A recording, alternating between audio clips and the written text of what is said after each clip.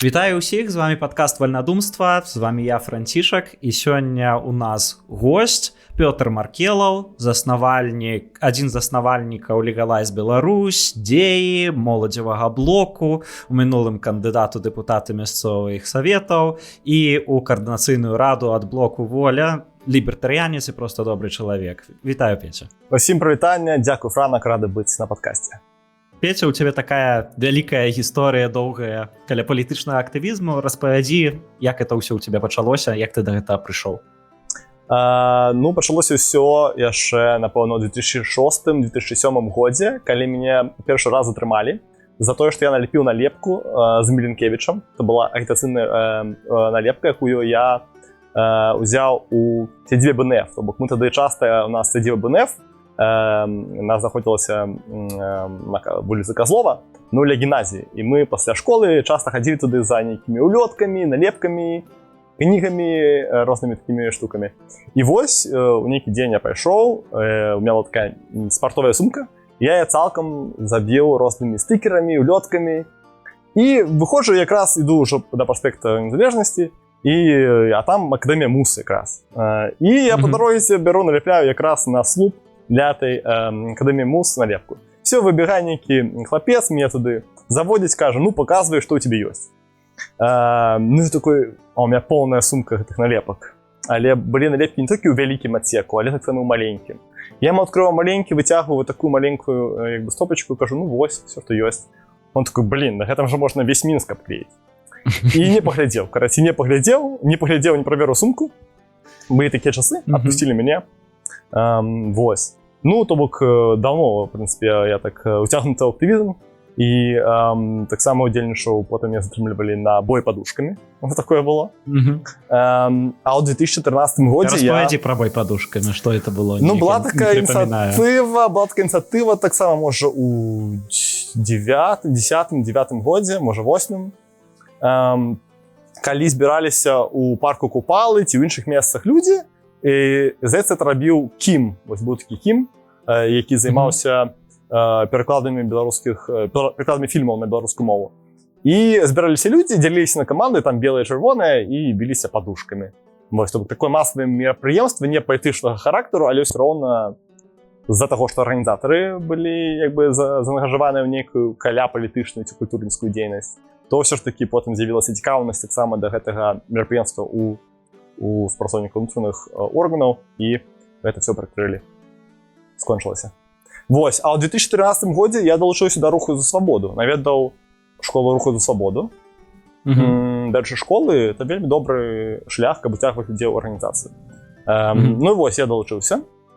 І так вось, у 2014 годзе вось першую кампанію сваю, так сказаць, зрабілі. Мы са Стасам, кандидат Пётр, дзе высмейвалі слабасць мясцовага самакіравання і, в принципе, это выборы. Но кампанія, конечно, была просто супер.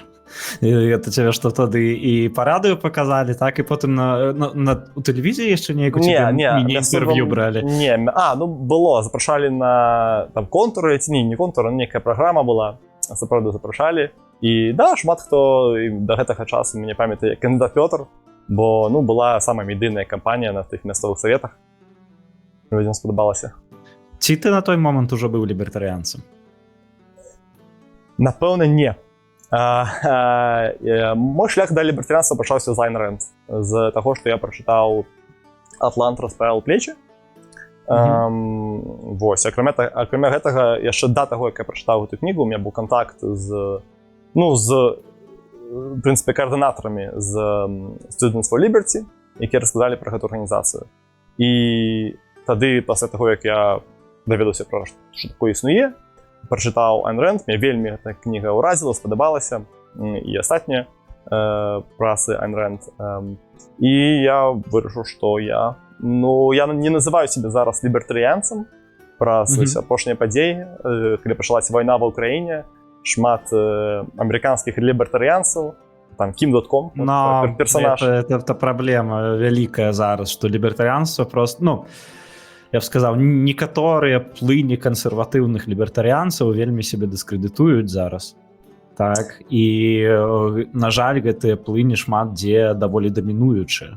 Так, і таму я перастаў сябе называць лібертарыянцам, я сябе называю класычным лібералам. І гэта не толькі моя гісторыя, шмат людзей, я заўважыў за апошні час, за апошнія 2 гады, перасталі сябе называць лібертарыянцамі і сталі класычнымі лібераламі, што, ў прынцыпе, тое ж самае, проста іншае слово.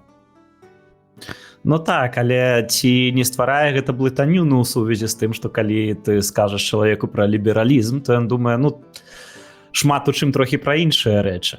Шмат больш паралеляў ідзе хутчэй з сучаснай там рознай сацыял-дэмакратыяй, з ідэямі роўнасці, у тым ліку маёмаснай, і менш пра капіталізм і правы індывіда. Ну, мы ж ведаем пра гэтае адрозненне ў успрыманні гэтага тэрміну там, у Штатах і Еўропе. То бок у Штатах, можа быць, лібералізм успрымаецца як больш нешта як сацыял-дэмакратыя, у Еўропе ўсё ж такі на сваё ўспрыманне гэтага тэрміну, і лібералізм ўсё ж такі больш правы у Еўропе, то бок бліжэй да класычнага лібералізму. Ну, але калі, ну, вось я калі чытаю беларускія медыа і бачу слова ліберал, то часцей за ўсё гэта ўжываецца ў значэнні рускія лібералы, штосьці там сказаць. Ці, на твой погляд, гэта мае нейкі сэнс, ці можна сказаць, што ва ўсходняй Еўропе значэнне ліберала ўвогуле нейкае трэцяе? Ну, канешне, то бок я называю сябе класычны ліберал, але калі мы кажам пра лібералізм, то гэта такі парасонкавы тэрмін, які можа аб'ядноўваць, ну, сапраўды і больш правых, і больш левых, усіх, хто так ці інакш, і гэта таксама залежыць ад кантэксту. Так, дзе ты знаходзішся. То бок для Расіі лібералы, яны не будуць лібераламі там для Заходняй Еўропы. Вось, то бок хутчэй. І я так і думаю пра лібералізм, пра тое, што гэта хутчэй як вектар, накірунак, куды рухацца. І нейкія канчатковыя стадыі, дзе там няма дзяржавы, там, таму што, ну, вельмі да гэтага яшчэ далёка, і як гэта будзе все выглядаць без дзяржавы у будучыні яшчэ мала вядома. Таму я і гэта таксама можа вызываць шпрэчкі, якія не патрэбныя ў лібертарыянскім класічным ліберальным руху. Таму я лепш кажу, што заўсёды ёсць куды зрабіць крок у бок свабоды. І гэта класічны лібералізм. У бок свабоды негатыўныя мы маем на ўвазе. А ці ты лічыш вось такое вось самае радыкальнае лібертарыянства, анархакапіталістычнае, утапічнай ідэяй? Ну, зноў ж такі, вось тут ўжо ўзнікаюць такія, ну, вельмі далёка ад анархакапіталізму, так? І гэта як полюс, ён мае быць, так? Полюс, які задае гэту ідэю, паказвае, што вось такая ёсць візія далёкая, і такія візіянерскія таксама там філасофіі таксама патрэбныя, так? Ну, але, ну, я хутчэй сябе адношу да такого чалавека, які проста будзе імкнуцца ў бок свабоды, таму што я ведаю, што яшчэ вельмі доўга, асабліва ў нашым рэгіёне, трэба да гэтага ісці. Ну так, у нас перад намі стаяць зараз зусім іншыя пытанні, так, і адно з іх ты падымаў у адной з ініцыятыў, якую быў заснавальнікам Legalise Беларусь. Распавядзі трохі пра Legalise, як это ўсё пачалося і як это развівалася з часам. Так, Legalise Беларусь мы заснавалі і пачалі як кампанію. Зараз мы называемся грамадскім рухам у 2017 годзе. І гэта была рэакцыя на ту бесчалавечную наркапалітыку, якая была ўведзеная ў Беларусі з дэкрэтам 2014 года. Калі прыйшлі ў 2011 годзе ў Беларусь спайсы розныя, пачаліся гэтыя гісторыі з выкладамі вачыма, і Лукашенко цвёрдай рукой прыказаў зрабіць умовы, каб яны смерці прасілі ў калоніях. І в прынцыпе, да гэтага часу і з таго моманту каля траціны ўсіх асуджаных гэта людзі асуджаныя за негвалтоўныя злачынствы, звязаныя з кантраляванымі рэчывамі. Пра гэта ніхто не казаў на той момант, ну, публічна, так? Там былі, да гэтага часу ёсць група Маці 328, якія вельмі асабіста перажываюць усе гэтыя гісторыі, бо гэта жыцці іх дзяцей, якія хадзілі і ходзяць, працягваюць хадзіць да там адміністрацыі прэзідэнта, да дэпутатаў. Ну і паказваць, што але яны нават часта кажуць, ну, нашы дзеці вінаватыя, так, але не настолькі. Вось. Ну і мы, напэўна, былі першыя, хто пачалі казаць, што не, гэта людзі, якія спажывалі, людзі, якія захоўвалі малыя колькасці, яны дакладна ні ў чым не вінаватыя, гэта свабода кожнага чалавека распараджацца сваім целам. І таксама мы ад пачатку казалі пра гуманізм. Для нас гэта было такім важным аспектам, бо мы кажам не толькі пра канабіс, мы адразу кажам пра ўсе рэчывы, пра тое, што ў прынцыпе, калі там няма намерны распаўсюд, першы крок — это дэкрыміналізацыя. То бок, будь то гераін, какаін ці трава, калі гэта для асабістага карыстання, проста гэта гуманізм. Мы не павінны саджаць людзей у турму.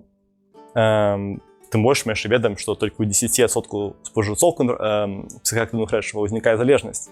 То бок, абсалютна не адпавядае тое пакаранне, якое давалася і даецца людзям той ступені сацыяльнай небяспекі, якую здзейснілі гэтыя людзі. Вось, і мы пачалі рабіць акцыі, таксама адукацыйныя мерапрыемствы, ездзіць па гарадах, ствараць рэгіянальныя аддзяленні.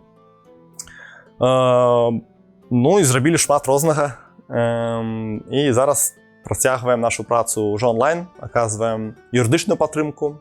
Ну, это хутчэй як гуманітарная такая дзейнасць. І збіраем інфармацыю таксама пра тыя выпадкі па артыклю 328, які адбываюцца ў Беларусі. І таксама папаўняем наш сайт, у нас наведнікі ёсць.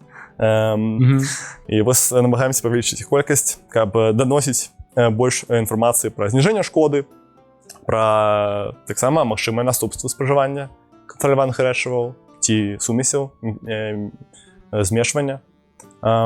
Ну, вось так. То бок зараз такая дзейнасць, ці ваша дзейнасць на сённяшні момант ўсё так жа накіраваная на распаўсюд ідэі таго, што гэта што это вялікая праблема, што людзі сядзяць за негвалтоўныя дзеянні, ці зараз гэта ўжо больш дзейнасць накіраваная на распаўсюд інфармацыі, звязанай з самім спажываннем і дапамогу самім спажыўцам? То бок, ці можна сказаць, што ёсць такая вось змена вектара, што распаўсюд ідэі зараз ужо не стаіць так на першым месцы, як гэта было раней? Сапраўды, пасля 2020 году мы былі вымушаныя змяніць накірункі фармат дзейнасці, бо прасторы для нейкай адвакацыі так, ну, няма. Нельга зараз прапіхнуць у Беларусі, да і ввогуле, в прынцыпе, не толькі гэтую тэму. Ну, мы ведаем, што беззаконне і аўтарытарны рэжым. Таму займацца адвакацыяй вось такой, ну, бессэнсоўна. Таму так, мы надаем большую увагу зараз менавіта распаўсюду інфармацыі пра зніжэнне шкоды, пра розныя рэчывы. Ну, таксама ладзім мерапрыемствы з супольнасцю беларусаў у міграцыі. Бо шмат людзей, якія з'ехалі, насамрэч, яны апынуліся ў становішчы, калі жыццё вельмі цяжкае, няма старых сяброў, трэба шукаць працу, і вельмі шмат хто звяртаецца да рэчываў, і у людзей узнікаюць залежнасці. І гэта вельмі актуальна для людзей у міграцыі. Ведаць так пра тое, што рэчываў то шмат, яны іх і прапановы шмат. Таму людзі павінны проста валодаць той інфармацыяй, каб быць адказнымі спажыўцамі. Так, бо мы ж кажам пра тое, што так, чалавек мае права на сваё цела, мае права спажываць, але мы таксама хочам, каб людзі гэта рабілі адказна. Бо мы ведаем, што калі людзі будуць гэта рабіць безадказна, калі будуць выпадкі як з выклатымі вачыма ці перадозамі, то, канешне, будзе рэакцыя эмацыйная з боку, можа быць рэакцыя эмацыйная з боку дзяржавы. Ну так, а вось калі вы займаліся яшчэ гэтай адвакацыяй, як людзі гэта ўспрымалі? Як бы людзі з-па-за вашай арганізацыі, калі можна так сказаць, так, калі вы там рабілі нейкія мерапрыемствы, калі там праводзілі нейкія акцыі, то які гэта эфект мела на людзей з-па-за гэтай тэмы? Ну, канешне, шмат хто рэспектаваў, то бок падтрымліваў, але, ну, канешне, шмат хто не падтрымліваў. Але, дарэчы, я магу сказаць, што, ну, па адчуваннях і таксама па каментарах, калі паглядзець на каментары, пад артыкуламі пра, напрыклад, канабіс-гарбату, там якую канфіскавалі на мяжы, то можна заўважыць, што нібыта змянілася. То бок я не праводзіў даследавання, няма зараз нейкага там даследавання, але нібыта змянілася стаўленне людзей да гэтай тэмы. Яны пачалі разумець, што ненармальна саджаць людзей за гарбату, за нават касяк, за траўку, за спажыванне. Вось, уласна, хацеў пра гэта спытаць. Мне таксама ёсць такое ўражанне. што зараз беларускае грамадства, асабліва апазіцыйна настроенае, яно больш лаяльнае да тэмы псіхаактыўных рэчываў, чым гэта было тады. Гэта таксама звязана з тым, што шмат жа палізняволеных сядзелі ў тых жа камерах, што і людзі асуджаныя партыяй 328. І гэта сапраўды вельмі паўплывала на асабліва стаўленне беларускага нацыянальна-дэмакратычнага сектара да гэтага пытання. Бо яны пабачылі, што это звычайныя людзі, і часта іх і там часта разумныя, нейкія крэатыўныя, якіх закрываюць на вялізныя тэрміны просто ні за што. І зараз ужо як бы падыходзяць людзі, кажуць: блин, давайте нешта рабіць, бо это ж таксама палізняволеныя, так? Але іх ніхто не прызнае палізняволенымі. Так, але это праблема не толькі на беларускім узроўні, таксама Amnesty International, адна з самых вялікіх міжнародных праваабарончых арганізацый, яны было выпусцілі сваю полісі, то бок наконт гэтай тэмы. То бок яны напісалі, што наша пазіцыя ў тым, што гэта парушэнне правоў чалавека, саджаць людзей за спажыванне. Але потым яны гэту полісі выдалілі. То бок праз ціск там стейкхолдераў, праз ціск партнераў, супольнасці выдалілі. То бок гэта кажа пра тое, што нават на міжнародным узроўні, ясна, што яшчэ нават у Злучаных Штатах мы ведаем, што шмат якіх штатах людзей таксама саджаюць просто за маленькія колькасці. То бок гэта праблема стаіць не толькі для Беларусі. Ну так, а калі казаць пра беларускі дэмакратычны рух, як там да гэта ставяцца? Што Ціханаўская думае пра траву? Што Ціханаўская думае пра траву, я не ведаю, але мы бачылі, што, напрыклад, той же Віктор Бабарыка, мы аналізавалі там на выбарах 2020 года выказванні кандыдатаў наконт гэтай тэмы. І, напрыклад, Віктор Бабарыка прызнаўся, што ён настучаў на людзей, на нейкіх людзей, якія збіралі грыбы псілацыбінавыя у полі. Вось ён так ставіцца, напрыклад. А Ціханаўскі было выказванне, што ён не падтрымлівае гэтую рэпрэсійную наркапалітыку, ён падтрымлівае рэформу беларускай наркапалітыкі. І таксама змяняецца стаўленне, то бок той жа Андрэй Дмітрыеў там таксама там у 15-м ці калі раней яшчэ годзе прызываў саджаць людзей, расстрэльваць людзей. Вплоть до расстрела, он сказаў. То бок прызываў людзей расстрэльваць за наркотики. Зараз, напэўна, ўжо не прызывае. Зараз не надта вядома, да чаго ён заклікае. Але калі так, мяне было ўражанне, што вас трохі дыскрымінавалі беларускія медыа, напрыклад. Што калі былі нейкія артыкулы там звязаныя з гэтым якой-небудзь нашай Ніве, то там альбо штосьці адбываецца, яны не пішуць, альбо пішуць так трохі, не ведаю, падазрона. Ці было штосьці такое, ці это мне толькі здавалася? Канешне, цяжка гэтую тэму прасоўваць, і цяжка было арганізоўваць мерапрыемствы, бо, проста кампаніі адмаўляліся з намі працаваць, адмаўляліся нам здаваць памяшканне. Але за першыя 2 гады кампаніі у нас было каля 400 медыязгадак. Так? То бок, в прынцыпе, з боку медыа якраз назіралася, я б сказаў, пазітыўнае стаўленне. Людзі хацелі пра гэта пісаць, бо сапраўды да 2020 года, на маю думку, я в этом упэўнены, што гэта была самая вялікая праблема з свабодай у Беларусі. Бо, калі мы паглядзім, што можа быць горш за пазбаўленне волі, калі цябе проста кідаюць за краты. Ці не проста кідаюць за краты, яшчэ і прымушаюць працаваць бесплатна, так? Бо, фактычна гэта бесплатна. То бок, прымусовая бесплатная арабская праца за негвалтоўнае злачынства. Што можа быць горш з пазіцыі класічнага ліберала, правильно? Вось, і разумелі таксама медыа і пісалі пра гэта. Таму не могу сказаць, што была нейкая дыскрымінацыя. Это добра, бо у мяне трохі такое ўражанне было, але добра, што это не так. Цяжка з усімі, і з месцамі, дзе арганізоўваць мерапрыемствы, канешне, і з медыа, трэба проста ведаць сяброў, так, мець, але таксама цяжка з донарамі, вельмі цяжка знайсці грошы на такую тэму. І у нас праблемы з фінансаваннем як былі, так і ёсць. Так. А вось я неяк размаўляў быў з іншымі каардынатарамі Students for Liberty, не з Беларусі. І ў іх вось было гэта было ўсё той год, калі Легалайз Беларусь атрымала тады ўзнагароды Students for Liberty за ініцыятыву года ці там штосьці такое.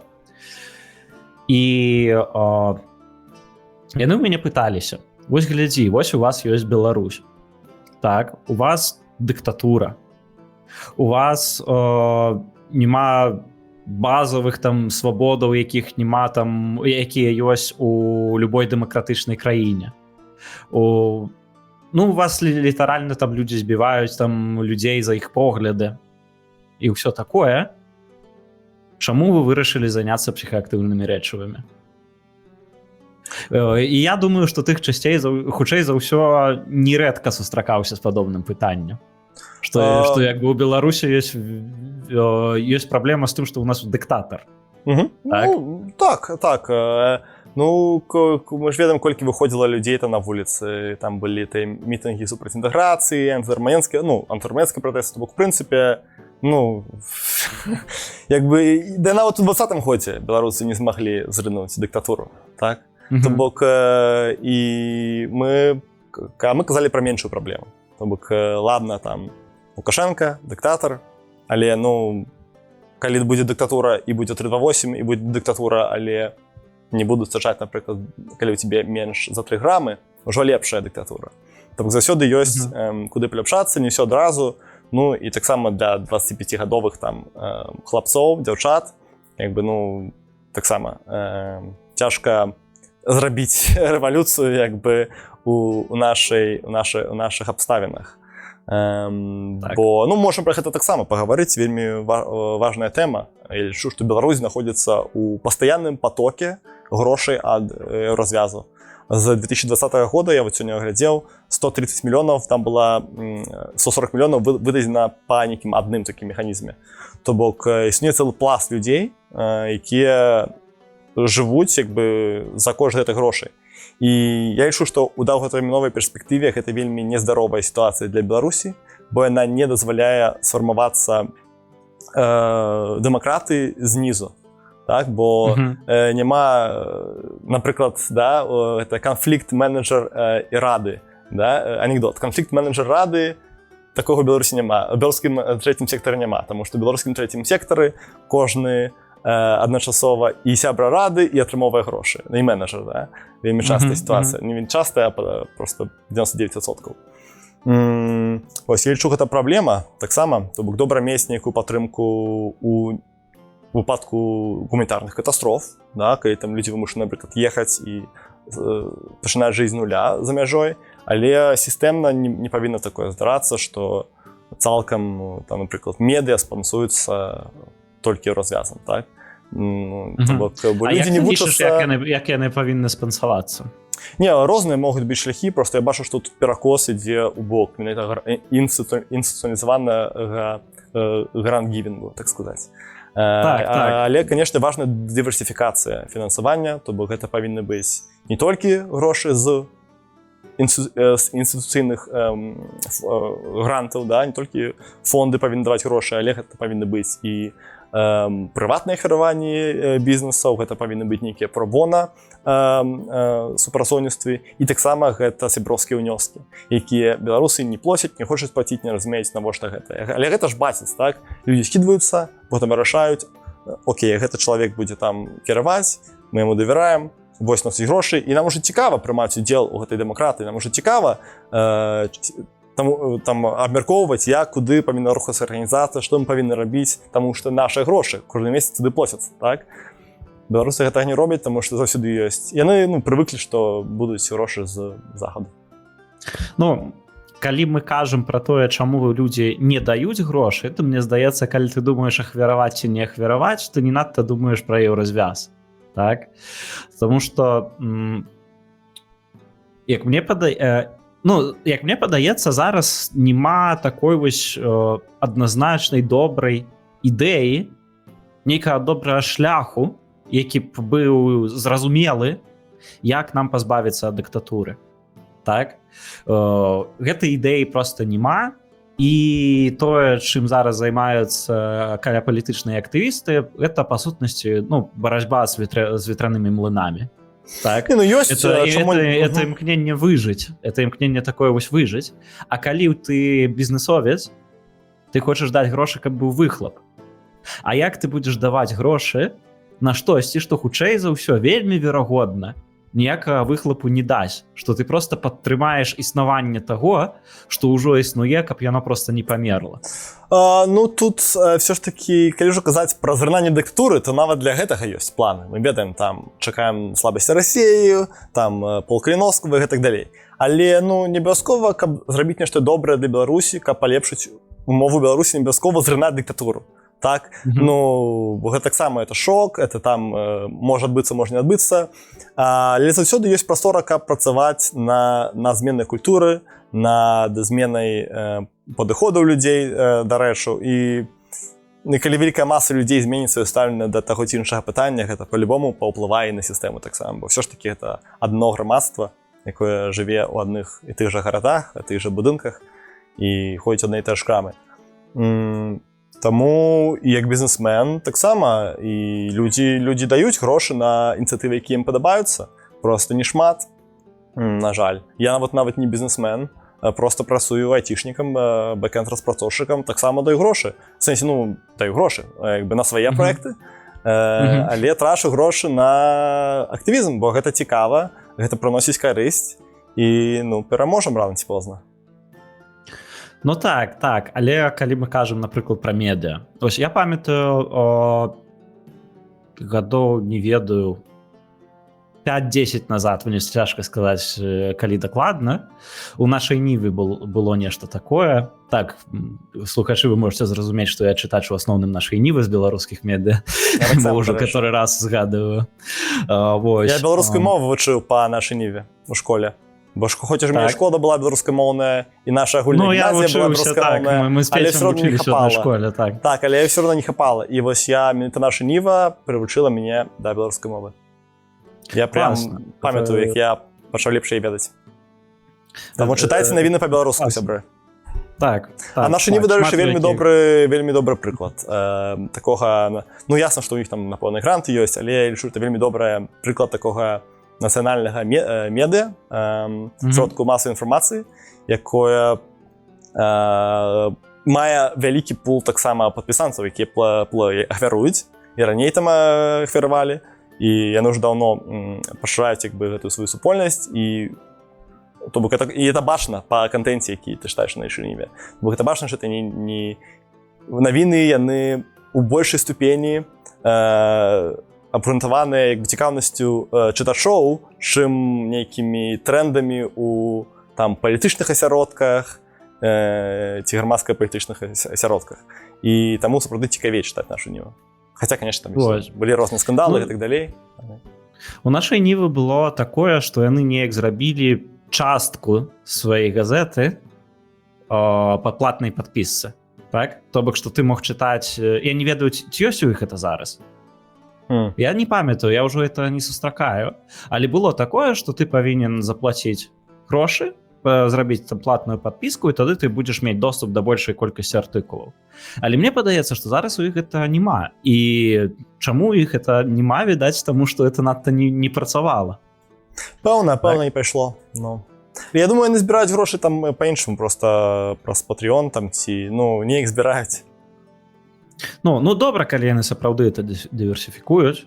Гэта сапраўды класна, ось, як ты кажаш, дыверсіфікаваць гэтыя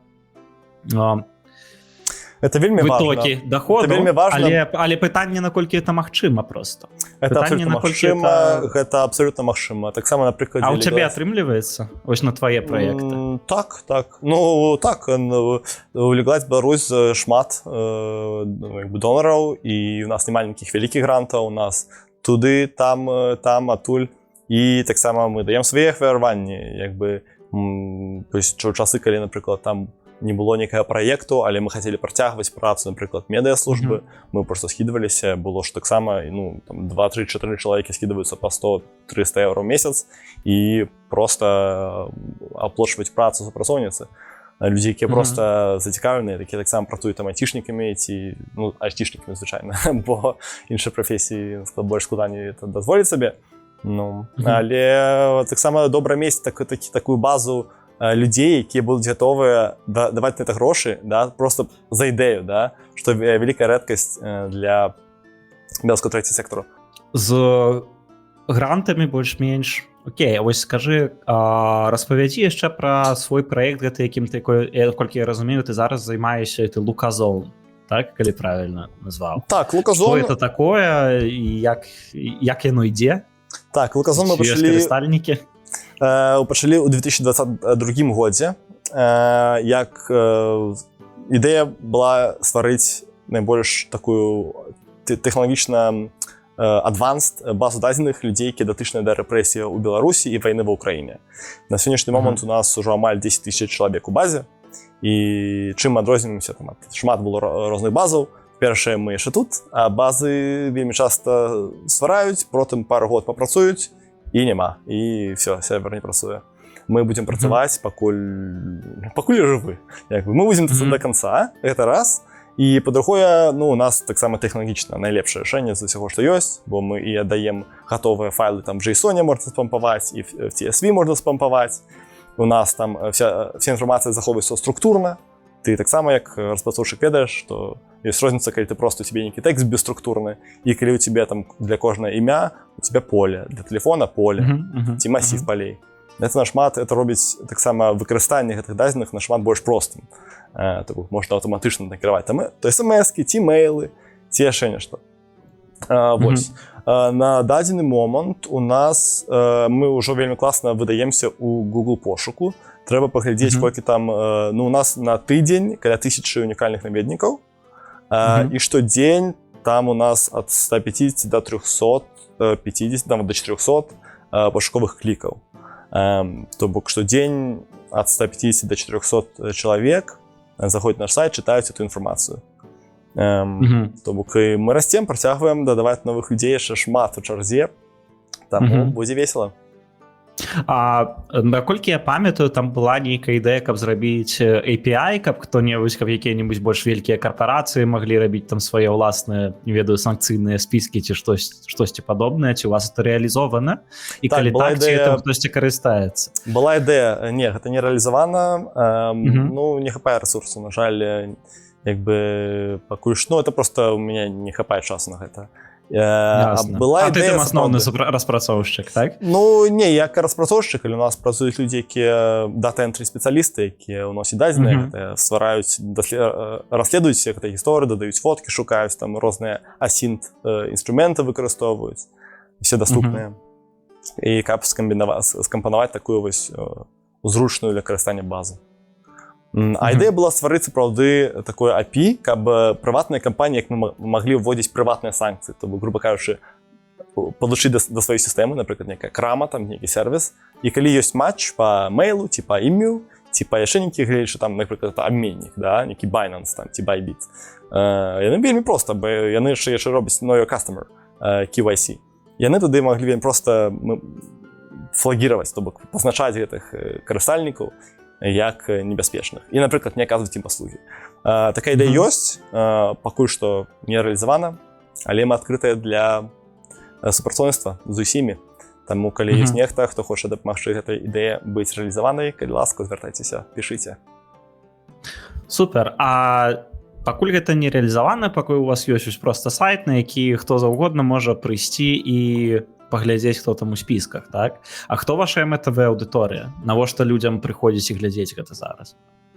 Ну, мэтавая аўдыторыя, як бы, тут у нас некалькі мэтавых аўдыторый, калі казаць, это, конечно, і журналісты, і там, да, насамрэч, усе, хто гугляць, так, гэтых людзей, яны адразу бачаць, што, ага, гэты чалавек звязаны з рэпрэсіямі. Бо людзі ў Беларусі разумеюць, што такое рэпрэсіі, все памятаюць 20-й год, все памятаюць, што было, і канешне, ну, напэўна, гэта не будзе выклікаць у іх жаданне супрацоўнічаць з гэтым чалавекам, калі яны пабачаць у першым радку Гугла, так, а мы...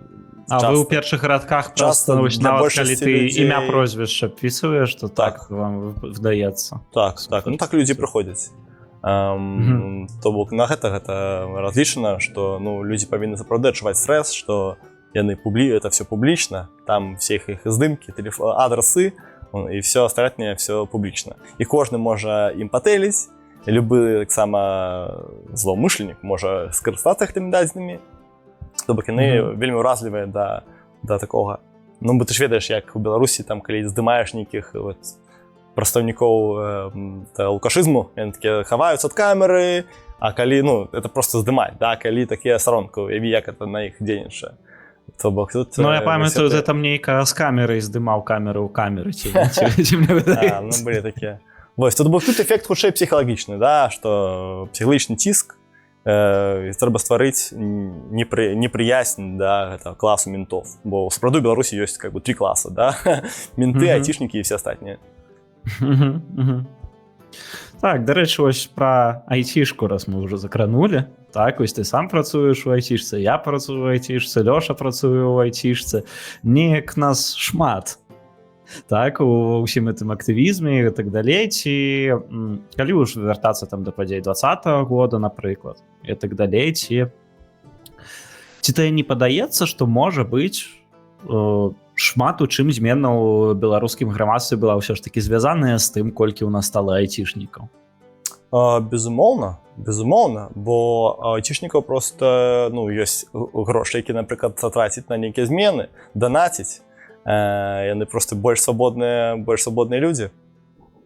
Ну і таксама калі ты айцішнік, ты можаш стварыць, напісаць нейкую праграму ці зрабіць нешта для Беларусі, і ты гэта зробіш, да? Калі б гэта было аформлена як праект, ну уяві, колькі там былі, якія былі б кошты, да? То бок, ну там такіх няма грошай, так? Такіх не выдаюць на такія праекты грошы. То бок людзі могуць сваімі пробона кантрыбуцыямі, унёскамі, яны просто як бы вялікую таксама каштоўнасць, вартасць перадаць на карысць развіцця беларускай дэмакратыі. І таму, калі нейкія айцішнікі робяць, яны выкарыстоўваюць свой скіл для развіцця дэмакратыі, гэта супер класна, бо яны вельмі шмат уносяць, вельмі шмат. Просто за кошт таго, што іх праца вельмі высока цэніцца, за кошт таго, што яны это прафесіяналы, якія сваю дарагую працу як бы накіроўваюць на Беларусь. А я маю на ўвазе больш у кірунку грамадскай нейкай свядомасці людзей. Ну, у мяне была такая думка, што 20-й год, ну, выкліканы ж вялікай колькасцю фактараў, але адзін з фактараў быў, што з'явіўся больш-менш сярэдні клас. З'явіліся людзі, якія ўжо не надта клапоцяцца аб тым, што ты будзеш заўтра есці, а могуць думаць пра такіх рэчаў, а як мае дзеці будуць жыць у этой краіне. Так? І тут, дарэчы, таксама ў сувязі з гэтым адзін з аргументаў, які часта прыводзяць супраць санкцыяў. Так, што па сутнасці, так, яны б'юць па рэжыму, але яны б'юць і па кашальку беларусаў, а павелічэнне грошай у кашальку беларусаў у цэлым спрыяе таму, што людзі становяцца больш думаюць пра будучыню, можна так сказаць. Наконт санкцыяў, сапраўды ёсць жа санкцыі там супраць сектару, супраць кампаніяў. Я за тое, каб вводзіць больш санкцый супраць канкрэтных прыватных асобаў. Так, бо у нас вось ёсць спіс 10 000 чалавек. Калі ласка, пра кожнага ёсць апісанне злачынства. Чаму мне весці санкцыі масавыя, асабістыя санкцыі? Каб гэтыя людзі не маглі карыстацца там нейкімі паслугамі таксама. Каб яны проста былі сапраўды залочаныя вось у тым, што яны стварылі. Так, я за гэта, за такія санкцыі. А такія кшталту больш там масавыя, каб там кампанія не магла працаваць на тэрыторыі гэтай краіны ці што-небудзь такое? Просто мы называем адным словом санкцыі вельмі шмат розных дзеянняў, якія могуць адбывацца. У агулам, канешне, агулам санкцыі гэта добры інструмент, які ім павінны выкарыстоўваць, але выкарыстоўваць разумна. Так? Ну, то бок, ты не лічыш, што гэта добра, калі там кампаніі выходзяць з Расіі ці з Беларусі і перастаюць узаемадзейнічаць увогуле з гэтым рэгіёнам. Ты падтрымліваеш менавіта вось такія вось кропкавыя асабістыя санкцыі толькі, ці не? Добрае пытанне. Ну, трэба працаваць на гэты конт. Як бы ёсць жа розныя таксама бізнесы, ёсць нейкія стратэгічныя бізнесы, якія могуць выкарыстоўвацца для падтрымкі рэжыма Лукашэнкі, для падтрымкі там вайсковай расійскай прадукцыі. Ну, а ёсць іншыя сапраўды бізнесы, якія проста, груба кажучы, звязваюць Беларусь з Еўропай. Вот, напрыклад, я заўсёды карыстаўся Вилком, А1, так, аўстрыйская кампанія. І я заўсёды адчуваў, што ну нібыта нейкі гэты бізнес больш еўрапейскі, бо там нейка ну лепшая служба падтрымкі, там цябе паважаюць, там да, добра адказваюць, з уважэннем. Ну заўсёды было неяк прыемна з імі камунікаваць. І ну я лічу, што ўсё ж такі добра, што ёсць такое і людзі могуць параўноўваць вось еўрапейскі бізнес. Такія стандарты працы, вось там расійскі бізнес і іншыя стандарты, куды мы хочам. Таму тут я ж кажу, так. Трэба казаць пра розныя, пра канкрэтныя кампаніі, канкрэтных людзей і не багуняць, бо тут это не той поінт, дзе менавіта можна так дзяліцца. За санкцыі, супраць санкцыі, это глупства. Ну так, конечно. Калі пераходзім ужо больш да сучаснасці, мы трохі закранулі тэму трохі раней наконт планаў, як у Беларусі можа штосьці змяніцца і што-небудзь такое. Вось ты недавно ішоў у каардынацыйную раду ад спісу «Воля». Распавядзі, чаму ты это вырашыў зрабіць, чаму ты выбраў менавіта гэты спіс і чаго ты чакаеш ад каардынацыйнай рады? Каардынацыйная рада – гэта адзіны выбарны орган, это найбуйнейшая выбарная арганізацыя ў Беларусі, дзе кожны беларус змог аддаць свой голас за свайго прадстаўніка ў гэтым органе. І яна таксама прызнаная і еўрапейскім звязам у той ці іншай ступені і Злучанымі Штатамі як прадстаўнік беларускага нацыянальна-дэмакратычнага супольнасці. І ну, стратэгічна гэта асноўны орган, на які мы павінны глядзець, як на прадстаўніка беларускай, бо тыя механізмы палітыкі, якія існуюць у краінах, так выбары яны ў нас не працуюць. Мы жывем у эміграцыі. Таму нам патрэбна такая структура. Я пайшоў, таму што я лічу, што чым больш людзей, якія ўдзельнічаюць у палітычным працэсе, тым лепш. А ты планаваў трапіць туды? Ты думаў, што ты туды трапіш? Ці не? Ну, хутчэй не, таму што я там быў на 14 месцы і ну, былі больш такія актыўныя і дасведчаныя палітыкі, так, все ж такі, якіх справа палітыкаў. Так. Ну, у цябе досведу, ведаеш, вельмі шмат, як мы сёння размаўлялі. Ну, я думаю, ты адзін з самых дасведчаных беларускіх палітыкаў, насамрэч. Я ж трошку досвед не палітычны, так, все ж такі, я часта раблю рэчы, якія могуць выглядаць як бы глупа ці дзіўна, людзі не разумеюць, але гэта я хутчэй актывіст, так, чым палітык. То бок для мяне важней прынесці нейкую каразермаству, зрабіць нешта, магчыма, нават людзі на мяне падумаюць, што я там дурак і гэтак далей, але гэта кажа нейкі эфект з іншага боку, так. То бок, напрыклад, як гэта можа працаваць ну, у той жа каардынацыйнай радзе, так. Ёсць шмат там розных групаў, але толькі два там парламентарныя блокі былі, так? І то бок, напрыклад, стварэнне такога полюсу радыкальнага, гэта таксама ўжо, гэта актывісцкая пазіцыя, гэта не робяць палітыкі, так? Ну, хутчэй, часцей за ўсё. Палітыкі, наадварот, яны стараюцца быць у цэнтры, каб сабраць як мага большую групу падтрымкі. Але ну, Беларусі трэба больш актывістаў, а не палітыкаў. Людзей, якія гатовыя ахвяраваць, якія гатовыя аддаваць. Ну так, а ну вось у каардынацыйную раду насамрэч прагаласавала колькі там 6 000 з нечым чалавек, так? Так. Як ты лічыш, чаму гэта поспех? І як ты лічыш, ці тыя людзі, которые не прагаласавалі, яны ўвогуле зараз па-за нейкім палітычным жыццём, ці яны па-за ўвогуле беларусамі, можна так сказаць, па-за Беларусю апынуліся, ці яны больш зацікаўленыя іншымі праблемамі? І калі яны зацікаўленыя іншымі праблемамі, ці ёсць там месца беларускім актывістам? 6 000 чалавек – гэта поспех, таму што яшчэ раз гэта буйнейшая выбарная арганізацыя. Нідзе ў нас няма такой арганізацыі, дзе б на выбарах там прагаласавала 6 000 чалавек. То бок гэта буйнейшая. Але шмат, нават маіх сяброў не галасавала. То бок гэта была іх прынцыповая пазіцыя, мы не галасуем. Ну, я гэтай пазіцыі не разумею. Я лічу, што яна звязаная проста з недастатковым разуменнем кантэксту, там, палітычнай навукі і проста жыццём у нейкім кантэксце, якога ўжо няма. Там, то бок людзі прывыклі, таму што вся тая, людзі жывуць краінамі, так? Звычайна, у кожнага там выбары, і мы жывем яшчэ ў заходняй культуры, якая сфармаваная гэтай, якая таксама на якую ўплываюць тыя дэмакратычныя выбары. І таму людзям цяжка проста зразумець, што ў нас трошку іншая сітуацыя, вельмі іншая сітуацыя. Таму, таму трэба, у нашай сітуацыі патрэбен грамадзянскі ўдзел, таму што беларуская нацыя, сапраўды у крызісе вялікім, велізарным зараз. І нам трэба сабірацца і думаць, што рабіць зараз, як вяртаць краіну, каб гэта зрабіць хутчэй, можна проста чакаць, і, магчыма, будзе там нешта нам пашчасціць. Але мы можам таксама развіваць гэтую калектывісцкую, нацыянальную ідэалогію. Всё ж такі, што мы як трайб, мы племя, мы беларусы, і давайте мы будзем там 10% ад свайго прыбытку кожны месяц накіроўваць на, як раней там на царкву накіроўвалі, давайте мы будзем накіроўваць на, напрыклад, каардынацыйную раду, ці там на любую арганізацыю, якая нам падабаецца.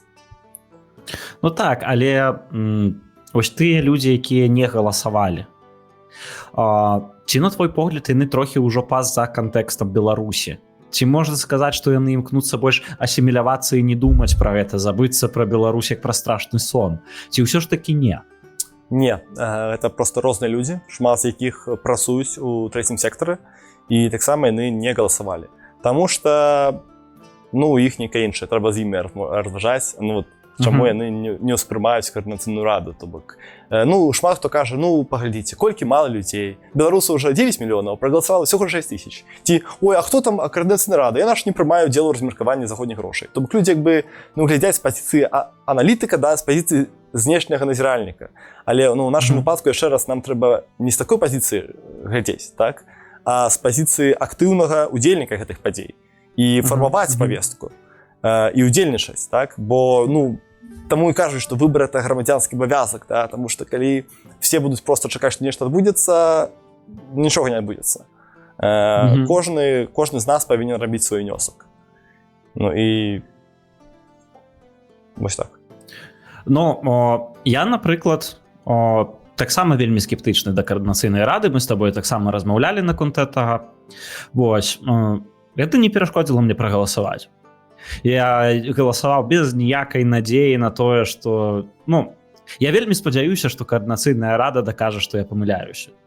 Што ў гэтым ёсць нейкі сэнс, што штосьці неяк з гэтага будзе. Я не губляю надзею, але... Ты выканаў свой грамадзянскі абавязак, то бок прагаласаваць ўжо прагаласаваў. А далей, калі б ты прайшоў там, или я прайшоў, я працаваў. А далей все, зараз ляжыць на плячах тых, хто прайшоў. Я таксама спадзяюся. Але нават калі там нічога не атрымаецца, гэта не твая віна. Бо ты зрабіў все, што мог. Ты як там распрацоўшчык аўтара падкаста, ты прагаласаваў, а далей сябры, каляска, поспеху. Але калі я гляджу, напрыклад, я ва Вроцлаве жыву, так? І калі я гляджу на беларусаў, якія тут, яны вельмі ўсе зацікаўленыя пытаннямі, якія ў іх тут зараз ёсць. І гэтыя пытанні таксама беларускія. Я маю на ўвазе пытаннямі легалізацыі у асноўным. Побыт у Вроцлаве тэма стаіць там вельмі востра. І у іх адчування, прынамсі, як мне падаецца, што гэтыя ўсе палітыкі, якія ідуць у гэтую каардынацыйную раду, якія займаюцца ўсім гэтым, што яны глядзяць на ўсе гэтыя праблемы беларусаў эміграцыі зверху ўніз. Што вось вы нас выбереце, мы будзем тут займацца невядома чым, якой хутчэй за ўсё не дасць ніякага выхлапу, а вось ёсць праблемы, з якімі сёння сутыкаецца беларусаў эміграцыі, на якіх, якія іх абсалютна не цікавяць, якіх яны не здатныя нічым дапамагчы, альбо не жадаюць нічым дапамагчы. Яны больш думаюць пра тое, наколькі крутую прамову сказаць там на паседжанні каардынацыйнай рады, як там пасварыцца адзін з адным, і каб тваё імя выдавалася ў гугле, што ты там сябра ўзятай вось арганізацыі. Так, як быццам бы гэта вось старая тэма, вельмі старая, як Лукашенко, я не ведаю, тэма далёкасці беларускай апазіцыі ад беларусаў. Слухай, сапраўды такое ёсць, таму што калі ты актывістамі прасцей, канешне, атрымаць легалізацыю. Але далей узнікае пытанне справаздачнасці. Ну, сябры, калі вы галасавалі, калі вы сапраўды галасавалі, гэтыя беларусы, за Координацыйную раду, зараз, калі ласка, звяртайцеся да сваіх абраных дэпутатаў, прадстаўнікоў, і даносіце свае праблемы. І, ну, так гэта працуе. А ці ты лічыш, што гэта ўвогуле мае, ну, што Координацыйная рада ўвогуле можа мець тут сэнс у параўнанні з якім-небудзь мясцовым актывізмам? Я маю на ўвазе, што можа быць, это Координацыйная рада, якая можа быць пойдзе на нейкую там міжнародную сустрэчу, дзе яны там абмолвяцца агульнымі фразамі, іх там хтосьці заверыць, што ўсё будзе добра і нічога не адбудзецца. А вось тут вось на месцах ёсць кейсы, дзе людзям там ледзь не дэпартацыя пагражае, альбо там не дэпартацыя, але ў іх там вялікія праблемы, што яны не могуць там працу знайсці легальна, ці што-небудзь такое. І, зразумела, ты не будзеш чакаць, што Координацыйная рада будзе займацца такімі мелкімі кейсамі, а нават калі і будзе, то яна будзе займацца імі вельмі абмежавана, і, ну, просто тых кейсаў вельмі шмат. Так? І тут пытанне мясцовага актывізму беларускай дыаспары. І узроўню это актывізму і пытанне, ці мы павінны засяродзіцца на... Ну, ты не можаш займацца ўсім, так? Кожны займаецца тым, чым ён займаецца. Але тут пытанне прыярытэтаў зараз для беларускай грамадзянскай супольнасці эміграцыі. Ці мы будзем больш скіроўваць свой бок у нейкі дэмакратычны рух, які... зусім не факт, што будзе менш калі-небудзь шанец што-небудзь змяніць, ці мы будзем засяроўвацца вось на такіх вось мелкіх злабаднеўных пытаннях, якія, ну, мелкія ў агульнай карціне, але даволі сур'ёзныя для тых людзей, якія з імі сутыкаюцца. Слухай, ну, калі ты кажаш тут пра там асіміляцыю і нейкія праблемы, ну, то беларусам трэба гуртавацца. Я супраць таго, каб мы асіміляваліся, каб нам вяртаць Беларусь, нам трэба гуртавацца, будаваць гарызантальныя сувязі і інвеставаць у дэмакратычны рух. Ну, і ты казаў, што там не будзе звяртацца Координацыйная рада, каб там некага каб дапамагчы некаму пазбегнуць дэпартацыю. Чаму? Вельмі магла б, калі б яна ўжо, это на шляху, каб яе успрымалі ўсё больш сур'ёзна, нават больш сур'ёзна, чым Ціхановскую, бо тэрмін Ціхановскай скончваецца, Координацыйная рада застаецца. І зараз такі крытычны пераломны момант, калі было б добра, калі б сапраўды Координацыйная рада могла, спікер мог там ці некая лідар працоўнай групы, сапраўды напісаць там у Міністэрства ўнутраных справаў Польшчы, папрасіць разабрацца там, да, то бок спрыяць такім пытанням. Таму вельмі это магчымы механізм, які можа працаваць. Я хутчэй кажу пра вось гэтыя вось нейкія нібыта два светы, у якіх існуюць беларусы. Як бы адзін свет, які збіраецца ва ўсякай гэтай НДАшнай актыўнасці, які збіраецца там не абавязкова Координацыйная рада, нейкія там іншыя ездзяць на розныя канферэнцыі, займаюцца нечым такім. І другі свет — это беларусы, якія жывуць, ну, ва ўмоўным Вроцлаве, таму што тут, ну, сярод Польшы тут самая вялікая з гэтым праблема, але не адзінае это воеводства, дзе такая праблема існуе, дзе людзі жывуць, яны бачаць, што вось у іх ёсць там нейкія гэтыя вось вялікія праблемы для іх. І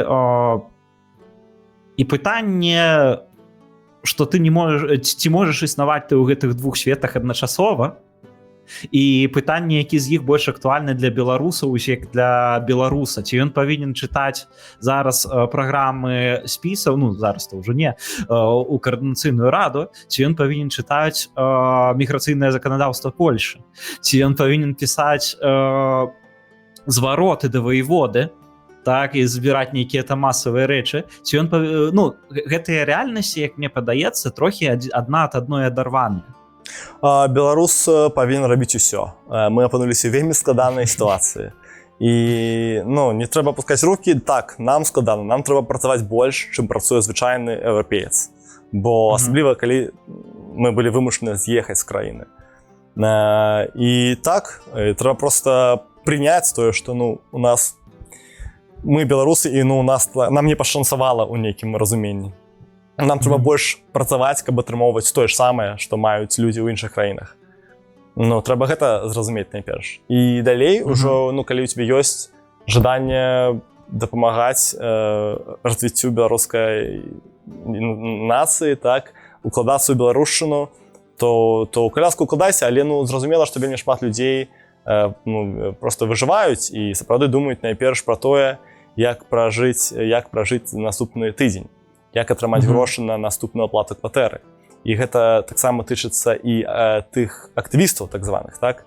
Бо ну, мы ведаем, што там тых актывістаў, людзі, якія атрымоўваюць таксама заробкі ад гэтых інстытуцыйных фондаў, таксама думаюць пра тое, як пражыць наступны дзень. І гэтыя заробкі вельмі маленькія для Еўропы. То бок там па 1000 еўра на поўную ставку, 1500 евро, я думаю, максимум. Ну, напэўна, ёсць, конечно, і как это і розныя выпадкі, але ў сярэднім, ну, нешта такое, так, это, то бок, ну, для Еўропы... Наши слухачы з Беларусі зараз, напэўна, афігіваюць ад такіх агромных заробкаў. Ну, слухайте, у Літве сярэдні заробак 2000 еўра, так, у Польшы там 1600, то бок, да вычету падаткаў, ну, то бок... То бок, ну, не вельмі вялікія грошы, насамрэч, і ў Варшаве зараз кошты на жытло вельмі падняліся. То бок, людзі, насамрэч, у трэцім сектары таксама выжываюць. Просто яны вот выжываюць, я ж кажу, вяртаючыся да гэтай праблемы, гэтага потоку. Мы знаходзімся ў потоке грошай з Еўропы. Да? І это вельмі моцна ўплывае на развіццё беларускай дэмакратыі, на то, як беларускі трэці сектар пабудаваны. Ну, і мы вельмі залежым ад гэтых грошай. І такое адчуванне, што таксама... Наш падкаст не залежыць ад гэтых грошай. Так, дзякую, што вы гэта робіце. Ёсць такія актывісты і робяць, сапраўды, рэчы не за грошы, ну, але не шмат, на жаль. Але я лічу, што такога павінна быць, конечно ж, больш. Конечно ж, калі гэта будзе ад сябе, ад душы, гэта будзе сапраўднае сваё беларускае.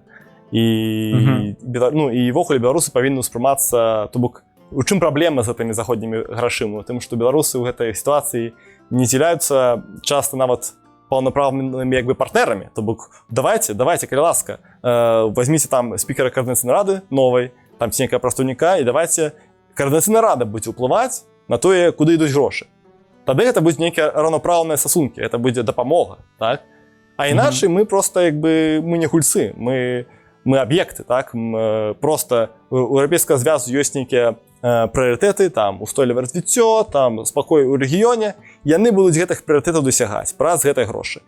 І дасягаць сваіх мэтаў, так?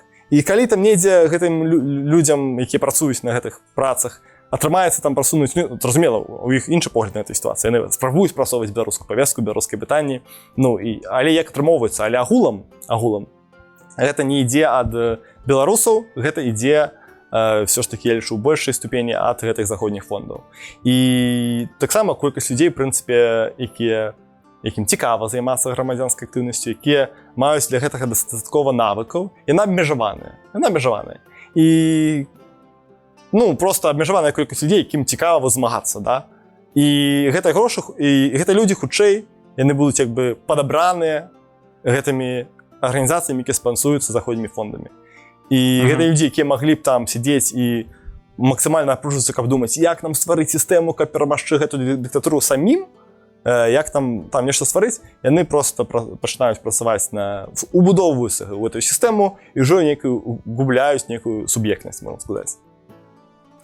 Добра. У нас уже час падыходзіць трохі да канца. Скажаш што-небудзь, які-небудзь call to action для нашых слухачоў? Ну, працуйце больш, верце ў лепшае.